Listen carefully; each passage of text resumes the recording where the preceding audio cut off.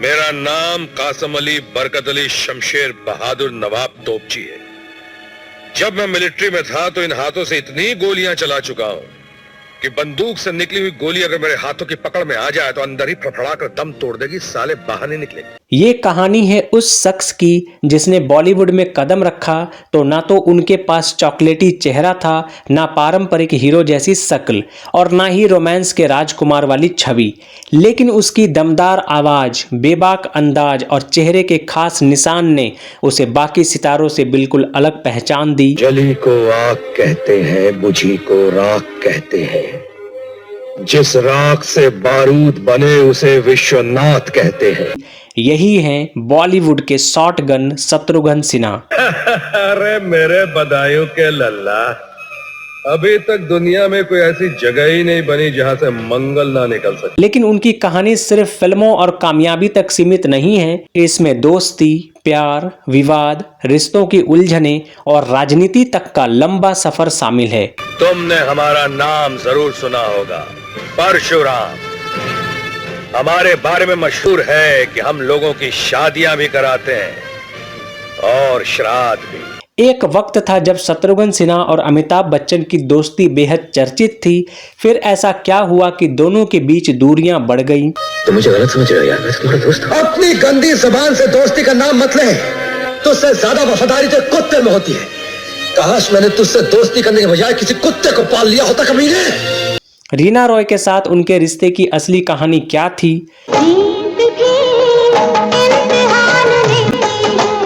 सोनाक्षी सिन्हा को लेकर उठी अफवाहों में कितनी सच्चाई थी? उनके चेहरे पर मौजूद रहस्यमयी निशान आखिर कैसे आया? और रामायण जैसे चर्चित घर के भीतर की जिंदगी कितनी अलग थी? मेरे ताश के 53वें पत्ते, तीसरे बादशाह हम हैं, दिखाई नहीं देता। फिर फिल्मों के इस बेबाक अभिनेता ने राजनीति का रुख क्यों किया? क्या ये महत्वाकांक्षा थी या वक्त की मांग? कुछ सांप इतने जहरीले होते हैं राजा कि अगर वो काट ले तो पलक झपकते ही जिंदगी कट जाती है। वो करवट बदलने का मौका तक नहीं देते राजा। आज हम जानेंगे शत्रुघ्न सिन्हा की जिंदगी से जुड़े उन्हीं किस्सों और सवालों को जिनकी वजह से उनका सफर सिर्फ एक अभिनेता की कहानी नहीं बल्कि संघर्ष, शोहरत, रिश्तों और विवादों से भरी एक दिलचस्प दास्तान बन गया। शाम कहाँ है?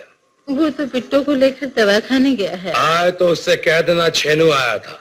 बहुत गर्मी है खून में तो बेशक आ जाए मैदान में, जो हसरत निकालनी हो निकाल ले वो, लेकिन आइंदा मेरे किसी लड़के को हाथ लगाया तो मोहल्ले का मोहल्ला उड़ा कर रख दूंगा मैं। तो आइए परत दर परत खोलते हैं शॉटगन शत्रुघ्न सिन्हा की जिंदगी की वह कहानी जो कैमरे के सामने जितनी चमकदार थी, कैमरे के पीछे उतनी ही रहलिस। पटना की मिट्टी में जन्म लेता है एक ऐसा बच्चा जो आगे चलकर बिहारी बाबू के नाम से पूरे बॉलीवुड में जाना गया, शत्रुघ्न सिन्हा। लेकिन उस वक्त किसी को क्या पता था कि ये बच्चा सिर्फ घर का नहीं बल्कि इंडस्ट्री का भी चौथा स्तंभ बनने वाला है।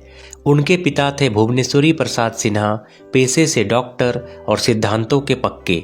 माँ थी श्यामा देवी सिन्हा, आस्था और विश्वास की मूर्ति। कहानी यहीं से दिलचस्प हो जाती है। शादी के कई साल बाद तक संतान न होने से परेशान होकर दोनों ने वाराणसी के एक मंदिर में मन्नत मांगी और जैसे ही किस्मत ने करवट ली, घर में एक नहीं, दो नहीं बल्कि 4-4 बेटों की किलकारियां गूंज उठी। कहते हैं उस मंदिर की मान्यता थी कि मन्नत मांगने पर 4 संतानें होती है। लेकिन डॉक्टर साहब तो विज्ञान में यकीन रखते थे। उन्होंने सोचा देखते हैं किस्मत कितनी दूर तक साथ देती है। जब 5वीं बार कोशिश की गई तो गर्भ में ही शिशु की मृत्यु हो गई। उस दिन भुवनेश्वरी प्रसाद समझ गए कुछ बातों को चुनौती नहीं स्वीकार करना चाहिए। उन्होंने इसे भगवान का संकेत माना और खुद को दशरथ समझते हुए अपने 4 बेटों के नाम रख दिए, राम, लक्ष्मण, भरत और सबसे छोटा शत्रुघ्न। हालांकि ज्योतिष के अनुसार छोटे बेटे का नाम हेमराज होना चाहिए था, लेकिन पिता ने साफ कह दिया दशरथ के घर में हेमराज नहीं हो सकता और इस तरह हेमराज बनते बनते रह गया और दुनिया को मिला शत्रुघ्न प्रसाद सिन्हा। चारों भाइयों की पढ़ाई शानदार रही। राम और भरत आगे चलकर अमेरिका में वैज्ञानिक बने, लक्ष्मण लंदन में नामी डॉक्टर। लेकिन चौथे बेटे का रास्ता अलग था। बचपन से ही पढ़ाई में औसत, लेकिन फिल्मों के प्रति दीवानगी गजब की। स्कूल की किताबों से ज़्यादा उन्हें सिनेमा हॉल की सीटें याद थी। वो आईने के सामने खड़े होकर डायलॉग बोलते, हीरो की नकल करते और अपने अंदाज में कहते, हम अपनी लाइन खुद बनाते हैं। उनके आदर्श थे दिलीप कुमार और राज कपूर। उन्हें देखकर ही उनके भीतर एक्टिंग का कीड़ा जन्म ले चुका था। लेकिन जैसे ही पिता को पता चला कि बेटा एक्टर बनना चाहता है, घर में मानो भूचाल आ गया। डॉक्टर का बेटा जोकर बनेगा, इतने बड़े खानदान का लड़का फिल्मों में तमाशा करेगा। पिता ने साफ मना कर दिया, ना फॉर्म पर साइन करेंगे ना इजाज़त देंगे। लेकिन किस्मत को कौन रोक पाया है। भाई लक्ष्मण आगे आए, उन्होंने अभिभावक बनकर फॉर्म पर साइन किए और शत्रुघ्न सिन्हा पहुंच गए पुणे के फिल्म इंस्टीट्यूट। वहीं से शुरू हुआ उनका असली संघर्ष। कोर्स पूरा करने के बाद जब वो काम मांगने निकले तो हर दरवाजे से एक ही जवाब मिला, तुम्हारा चेहरा हीरो के लायक नहीं, विलेन भी मुश्किल है। ये शब्द किसी भी इंसान को तोड़ सकते थे, लेकिन उन्होंने इसे अपनी ताकत बना लिया। उसी इंस्टीट्यूट में उनका एक दोस्त था जो देव आनंद का रिश्तेदार था। उसकी सिफारिश पर शत्रुघ्न की मुलाकात सीधे देव आनंद से हुई। देव आनंद ने उन्हें अपनी फिल्म प्रेम पुजारी में छोटा सा रोल दे दिया। हालांकि फिल्म रिलीज होने में वक्त लगा, लेकिन इसी दौरान उन्हें मनोज कुमार की फिल्म साजन में भी एक छोटा किरदार मिल गया और 1969 में रिलीज हुई साजन उनकी पहली रिलीज फिल्म बन गई। कहानी अभी शुरू ही हुई थी। जिस लड़के को कभी कहा गया था चेहरा हीरो के लायक नहीं, वही आगे चलकर हीरो की परिभाषा बदलने वाला था। शुरुआत में उन्होंने अपना नाम स्क्रीन पर एसपी सिन्हा लिखा, यानी शत्रुघ्न प्रसाद सिन्हा, लेकिन घर से साफ संदेश आया, नाम छोटा मत करो, पहचान पूरी होनी चाहिए। और फिर प्रसाद बीच से हट गया, नाम रह गया सीधा, सख्त और दमदार, शत्रुघ्न सिन्हा। नाम छोटा हुआ लेकिन इरादे और बड़े हो गए। इसके बाद उन्होंने एक के बाद एक छोटी भूमिकाएं निभाई। चेतना, रातों का राजा, प्यार ही प्यार, खिलौना। फिल्में आती रहीं लेकिन पहचान नहीं आई। रोल कभी 2 सीन का, कभी 5 मिनट का, कभी भीड़ में खड़े एक चेहरे का। लेकिन साल 1971 में कहानी ने अचानक करवट ली। फिल्म थी मेरे अपने। डायरेक्टर थे गुलजार। इस फिल्म में उन्होंने छेनू का किरदार निभाया। रफ टफ, गुस्सैल लेकिन करिश्माई। बस यही था वो पल। डायलॉग हिट, किरदार हिट और शत्रुघ्न सिन्हा पहली बार भीड़ से अलग दिखने लगे। लोग कहने लगे ये विलेन कुछ अलग है। धीरे धीरे उन्हें निगेटिव रोल मिलने लगे, लेकिन कमाल ये हुआ कि लोग उन्हें नफरत से नहीं पसंद से देखने लगे। भारी आवाज, लंबा कद, आंखों में आग। थिएटर में जब वो एंट्री लेते तालियां बजती थी। वो शायद पहले ऐसे विलेन बने जिसके लिए दर्शक सीटियां बजाते थे। साल 1969 से 1976 तक उन्होंने 60 से ज़्यादा फिल्मों में काम कर लिया, लेकिन ध्यान दीजिए एक भी फिल्म में वो मेन हीरो नहीं थे। फिर एंट्री होती है एक नए निर्देशक की, सुभाष घई। वो अपनी पहली फिल्म बना रहे थे और उन्होंने रिस्क लिया, छोटे मोटे विलेन को हीरो बनाने का रिस्क। फिल्म थी कालीचरण। पहली बार शत्रुघ्न सिन्हा हीरो बने, पहली बार उन्हें रोमांस करने का मौका मिला, पहली बार गाने गाए और पहली बार दर्शकों ने उन्हें लीडिंग मैन के रूप में स्वीकार किया। उनकी हीरोइन थी रीना रॉय और यहीं से शुरू हुई वो कहानी जिसने आगे चलकर बॉलीवुड में हलचल मचा दी। कालीचरण सुपरहिट रही और एक ही रात में 3 लोगों की किस्मत बदल गई, सुभाष घई, शत्रुघ्न सिन्हा और रीना रॉय। इसके बाद साल 1978 में आई फिल्म विश्वनाथ और इस फिल्म ने शत्रुघ्न सिन्हा को एटीट्यूड का बादशाह बना दिया। ये डायलॉग आज भी लोग दोहराते हैं, ये सिर्फ फिल्म नहीं थी, ये इमेज बिल्डिंग थी। इसके बाद उन्होंने सुनील दत्त के साथ काम किया। फिल्म में दोनों की टक्कर सिर्फ हाथों की नहीं, डायलॉग्स की भी थी। एटीट्यूड अपने चरम पर था। उसी दौर में वो नजर आए अमिताभ बच्चन के साथ। फिल्म थी काला पत्थर, साथ में शशि कपूर भी थे, लेकिन असली मुकाबला था अमिताभ बनाम शत्रुघ्न सिन्हा। स्क्रीन पर दुश्मनी, डायलॉग की भिड़ंत और वो आइकॉनिक चाय वाला सीन, दोनों एक दूसरे से बेहतर साबित होने की होड़ में थे। लेकिन कहते हैं इस फिल्म के दौरान जो ऑन स्क्रीन टकराव हुआ वो धीरे धीरे ऑफ स्क्रीन भी असली हो गया। दोस्ती की जगह ले ली ईगो ने और यहीं से शुरू हुई वो दुश्मनी जिसने सालों तक सुर्खियां बटोरी। लेकिन कहानी यहीं खत्म नहीं होती।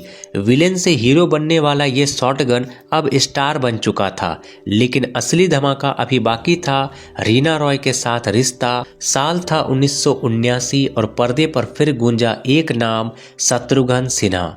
फिल्म थी गौतम गोविंद। इसमें वो पूरी तरह बिहारी बाबू बनकर छा गए। उनका लहजा, उनका अंदाज ऐसा लगता था जैसे मुंबई नहीं, सीधे बिहार की गलियों से कोई हीरो उठकर आया हो। डायलॉग्स में देसी ठसक थी और दर्शकों को यही असलीपन भा गया। कुछ लोगों को तो सच में लगा ये बॉलीवुड फिल्म है या भोजपुरी टच देने वाली देसी कहानी। उसी साल आई एक और बड़ी फिल्म, जानी दुश्मन। आज भी इसे 70 की सबसे चर्चित मल्टी स्टारर फिल्मों में गिना जाता है। इस फिल्म में भी शत्रुघ्न सिन्हा का एटीट्यूड अलग ही लेवल पर था। उनकी हीरोइन थी रीना रॉय। रीना रॉय उस दौर की ग्लैमर क्वीन थी और दोनों की जोड़ी पर्दे पर आग लगा देती थी। फिल्म हिट रही और शॉटगन का स्टारडम और मजबूत हो गया। फिर आई बॉम्बे 405 माइल्स। इसमें उनके साथ थे विनोद खन्ना। दोनों की केमिस्ट्री, दोस्ती और टकराव ने फिल्म को खास बना दिया। आलोचकों ने भी माना शत्रुघ्न अब सिर्फ एटीट्यूड नहीं, परफॉर्मेंस भी दे रहे हैं। इसके बाद आई शान। साथ में थे अमिताभ बच्चन और विलन साकाल यानी कुलभूषण खरबंदा। जब जब अमिताभ और शत्रुघ्न साथ आए, स्क्रीन पर एक अलग ही बिजली दौड़ती थी। शान भले शुरुआत में उम्मीद के मुताबिक ना चली हो, लेकिन समय के साथ ये कल्ट बन गई। फिर आई दोस्ताना। आज भी शायद ही कोई होगा जिसने इसका गाना बने चाहे दुश्मन जमाना हमारा ना सुना हो। अमिताभ और शत्रुघ्न की जोड़ी ने दोस्ती को नई पहचान दी। फिल्म सुपरहिट रही और दोनों की ऑन स्क्रीन केमिस्ट्री दर्शकों के दिल में बस गई। फिर साल 1981 में वो दिखे क्रांति में, जिसे मनोज कुमार ने बनाया था। देशभक्ति से भरी इस फिल्म में उनका किरदार दमदार था। फिर आई नसीब, एक और मल्टी स्टारर, एक और ब्लॉकबस्टर। इस फिल्म का गाना आज भी हर दौर में बजता है। नसीब फिल्म ने साबित कर दिया शत्रुघ्न सिन्हा अब इंडस्ट्री के अस्थायी सितारे बन चुके हैं। फिर 1984 में आई बाद और बदनाम, फिर माटी मांगे खून। इन फिल्मों में उनका वही तेवर, वही रौब, वही डायलॉग बाजी। कभी धर्मेंद्र से टकराव, कभी राज बब्बर के साथ तीखी नोक झोंक। लेकिन अब एक बदलाव दिखने लगा था। जो एटीट्यूड पहले उनकी पहचान था, वही धीरे धीरे ओवरशैडो करने लगा। लोग कहने लगे ये किरदार बोल रहा है या शत्रुघ्न खुद। उनकी स्क्रीन पर्सनालिटी इतनी मजबूत हो चुकी थी कि किरदार और असल शख्सियत में फर्क मिटने लगा। एक खास बात जो उन्हें सबसे अलग बनाती है, वो पहले बड़े बॉलीवुड स्टार थे जिन्होंने भोजपुरी सिनेमा को राष्ट्रीय स्तर पर पहचान दिलाने की कोशिश की। बिहारी बाबू जैसी फिल्मों के जरिए उन्होंने अपनी जड़ों को सलाम किया। देसी अंदाज, भोजपुरी टच और बिहारी स्वाभिमान। दोस्तों, कहते हैं समय किसी के लिए नहीं रुकता। अब वो लीड हीरो से धीरे धीरे कैरेक्टर रोल्स की ओर बढ़ने लगे। इल्जाम, खुदगर्ज, लोहा, इन फिल्मों में उन्होंने पिता, भाई या सशक्त सहायक किरदार निभाए। साल 1987 में आई आग ही आग, एक बार फिर धर्मेंद्र के साथ टक्कर। उनका डायलॉग आज भी याद किया जाता है। इसके बाद धर्म युद्ध जैसी फिल्मों में उन्होंने फिर साबित किया कि उनकी आवाज और मौजूदगी आज भी भारी पड़ती है, यहाँ तक कि सुनील दत्त जैसे सीनियर पर भी। लेकिन अब कहानी एक नए मोड़ की तरफ बढ़ रही थी। स्टारडम, एटीट्यूड, सफलता सब कुछ था, लेकिन पर्दे के पीछे रिश्तों की उलझनें, अमिताभ से बढ़ती दूरी और रीना रॉय के साथ निजी जिंदगी का तूफान। साल 1989। स्टारडम बरकरार था और नाम था शत्रुघ्न सिन्हा। इस साल वो बने बिल्लू बादशाह के बादशाह। फिर आई कानून की आवाज, जहां उनका तेवर वही पुराना, दमदार और दबंग था। इसके बाद साया में उन्होंने पूनम ढिल्लों के साथ रोमांस किया। फिल्म चली, गाने पसंद किए गए और यह साफ हो गया कि उम्र बढ़ने के बावजूद उनकी स्क्रीन प्रेजेंस कम नहीं हुई थी। उन्होंने गोविंदा के साथ आखिरी बाजी की। फिर आई गोला बारूद, जो व्यावसायिक रूप से सफल रही। इसके बाद जख्म, हमसे न टकराना, शहजादे, विरोधी, रणभूमि, औलाद के दुश्मन जैसी कई फिल्में आई। कुछ हिट, कुछ फ्लॉप, लेकिन शत्रुघ्न सिन्हा की मौजूदगी हर फिल्म में भारी रहती थी। इसके बाद साल 1994 में वो दिखे बेताज बादशाह में। सामने थे अपने अनोखे अंदाज के लिए मशहूर राजकुमार। दोनों के बीच डायलॉगबाजी ऐसी थी कि दर्शक सीटियां बजाने लगे। दो शेर एक ही स्क्रीन पर और दोनों पीछे हटने को तैयार नहीं। फिर साल 1995 में वो बने शाहरुख खान के पिता फिल्म जमाना दीवाना में। फिल्म का म्यूजिक लोकप्रिय हुआ लेकिन बॉक्स ऑफिस पर उम्मीद के मुताबिक कमाल नहीं दिखा पाई फिल्म। फिर 1996 में वो नजर आए सैफ अली खान के पिता के रूप में तू चोर मैं सिपाही में। फिल्म में सब कुछ मसालेदार था लेकिन किस्मत ने साथ नहीं दिया। अब शत्रुघ्न सिन्हा पूरी तरह कैरेक्टर रोल्स की ओर बढ़ चुके थे। 2004 में multi starrer on man at work में उन्होंने अक्षय कुमार और सुनील शेट्टी के साथ काम किया। फिर 2010 में वो दिखे रक्त चरित्र में, साथ थे विवेक ओबरॉय। यहाँ उनका किरदार राजनीतिक पावर से भरा हुआ था और उन्होंने उसे पूरी ताकत से निभाया। फिर 2015 में उनकी पुरानी फिल्म दो चेहरे रिलीज हुई जो सालों तक अटकी रही और बिना शोर के आकर चली भी गई। 2018 में आखिरी बार वो दिखे देओल परिवार की फिल्म यमला पगला दीवाना फिर से में। करीब 200 से ज्यादा फिल्मों का सफर, एक ऐसी पहचान जो अलग थी, दमदार थी और खामोश कहकर भी शोर मचा देती थी। दोस्तों, जब शत्रुघ्न सिन्हा नए नए थे तब उन्हें B.R. चोपड़ा की फिल्म इत्तेफाक ऑफर हुई, लेकिन कहानी पसंद आ गई राजेश खन्ना को और रोल चला गया उनके पास। शत्रुघ्न को गहरा झटका लगा। उन्होंने कसम खा ली अब B.R. चोपड़ा के साथ काम नहीं करेंगे। बाद में धुंध ऑफर हुई लेकिन गुस्से में उन्होंने मना कर दिया। रोल गया डैनी डेंगजोक्पा को और वो रातों रात छा गए।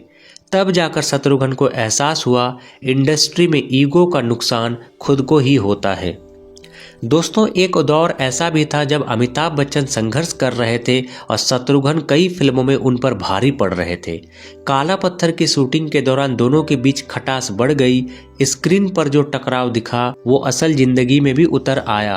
कहते हैं कई बड़े प्रोजेक्ट्स में दोनों की प्रतिस्पर्धा चर्चा का विषय बन गई थी।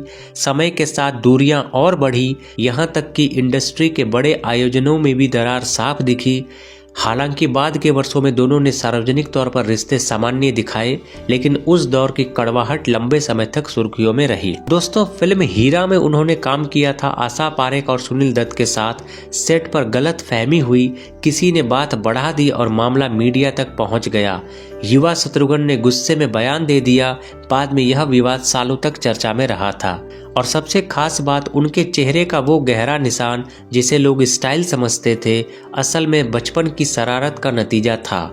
अपनी आत्मकथा एनीथिंग बट खामोश में उन्होंने बताया, बचपन में शेविंग की नकल करते हुए ब्लेड से चेहरा कट गया, घाव भर गया, लेकिन निशान जिंदगी भर साथ रहा। कभी कभी वो आईने में खुद को देखकर दुखी भी होते थे। उन्हें लगता था यही निशान उन्हें हीरो बनने से रोक रहा है, लेकिन वही निशान आगे चलकर उनकी पहचान बन गया। दोस्तों, फिल्म इंस्टीट्यूट के दिनों में उनकी मुलाकात हुई पूनम से, जो बाद में बनी पूनम सिन्हा। दोस्ती, फिर प्यार और शादी की इच्छा। जब रिश्ता लेकर परिवार गया तो शुरुआत में हिचकिचाहट हुई, लेकिन प्यार जीत गया। साल 1980 में दोनों ने शादी कर ली। आपको बता दें, शत्रुघ्न सिन्हा और पूनम सिन्हा के घर 3 बच्चों ने जन्म लिया। 2 बेटे लव और कुश और 1 बेटी सोनाक्षी सिन्हा, जो आगे चलकर बॉलीवुड की जानी मानी अभिनेत्री बनी। दोस्तों, शत्रुघ्न सिन्हा पहले से पूनम सिन्हा से प्रेम करते थे, लेकिन फिल्म कालीचरण के दौरान उनकी नज़दीकियां उनकी सह कलाकार रीना रॉय से भी बढ़ी। रीना रॉय और शत्रुघ्न सिन्हा की जोड़ी पर्दे पर बेहद लोकप्रिय हुई और निजी रिश्तों को लेकर भी लंबे समय तक चर्चाएं होती रही। मीडिया रिपोर्ट्स के अनुसार दोनों के बीच गहरा लगाव था। साल 1980 में शत्रुघ्न सिन्हा ने पूनम से विवाह कर लिया। इसके बाद भी रीना रॉय के साथ उनके रिश्तों को लेकर खबरें आती रही। हालांकि इन निजी बातों की सच्चाई क्या थी, यह कभी आधिकारिक रूप से स्पष्ट नहीं हुआ। बाद में रीना रॉय ने पाकिस्तानी क्रिकेटर मोहसिन खान से शादी कर ली। दोस्तों, जब सोनाक्षी सिन्हा फिल्म इंडस्ट्री में आई तो कुछ लोगों ने उनकी शक्ल को लेकर बेवजह तुलना शुरू कर दी। मीडिया में तरह तरह की अफवाहें भी उड़ी, लेकिन इन बातों को पूनम सिन्हा और रीना रॉय दोनों ने सिरे से खारिज किया। शत्रुघ्न सिन्हा ने हमेशा इन चर्चाओं पर चुप्पी साधे रखी। सच्चाई क्या है या परिवार का निजी विषय है और सार्वजनिक तौर पर कोई प्रमाणित तथ्य इन अफवाहों का समर्थन नहीं करता है। सोनाक्षी सिन्हा ने अपनी पसंद से शादी की। हर व्यक्ति को अपने जीवन साथी चुनने का अधिकार है और यह एक निजी निर्णय होता है। परिवारों में मतभेद होना असामान्य नहीं है, लेकिन समय के साथ रिश्ते अपने संतुलन खोज लेते हैं। दोस्तों, फिल्मी दुनिया में सफलता के बाद शत्रुघ्न सिन्हा ने राजनीति में कदम रखा। उन्होंने 1980 के दशक में भारतीय जनता पार्टी से जुड़कर सक्रिय राजनीति शुरू की। वे बिहार से सांसद चुने गए और केंद्र सरकार में मंत्री पद भी संभाला। बाद में 2019 में उन्होंने बीजेपी छोड़कर इंडियन नेशनल कांग्रेस ज्वाइन की। इसके बाद उनकी राजनीतिक दिशा में बदलाव देखने को मिला और वे अक्सर अपने बयानों को लेकर चर्चा में भी रहे। दोस्तों, शत्रुघ्न सिन्हा ने टीवी पर भी काम किया और कई मंचों पर अपनी मौजूदगी दर्ज कराई। उन्हें 2003 और 2007 में लाइफ टाइम अचीवमेंट अवार्ड से सम्मानित किया गया। लगभग 200 से अधिक फिल्मों में काम कर चुके शत्रुघ्न सिन्हा ने अपनी दमदार आवाज़, प्रभावशाली व्यक्तित्व और बेबाक अंदाज से अपनी पहचान बनाई।